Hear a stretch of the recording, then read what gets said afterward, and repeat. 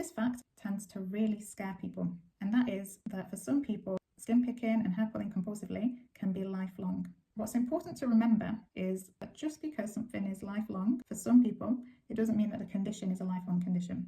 If we think about someone who's overweight, they might have been overweight when they were a child and they were overweight their whole life.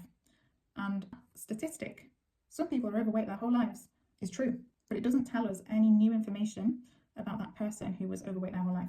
It doesn't tell us if they tried any kinds of interventions to help them lose weight. It doesn't tell us if they had any medical conditions. It doesn't tell us if they wanted to lose weight. It really doesn't tell us anything about that person. All it tells us is that fact, okay, they've had it their whole life, and that's all. The same with smoking, for example. Someone might start smoking as a teen and continue their whole life, and that could be the statistic. Oh, this person has smoked their entire life. We don't know if how often that person was smoking. We don't know how big of a problem it was for that person. We don't know if that person had tried any evidence-based treatments to try and stop smoking. We honestly don't know anything about that person just from that statement.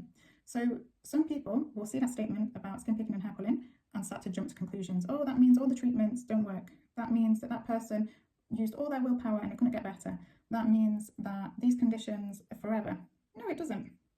It doesn't mean anything. We're adding meaning to that. We can't possibly know. But what we do know from research is 50% of people who have never seek treatment. What we also know is that research on lifelong has shown that 25% of people have been able to make recovery without any treatment as well, which is quite high, really. So don't be scared by that statement. Don't be intimidated by that statement.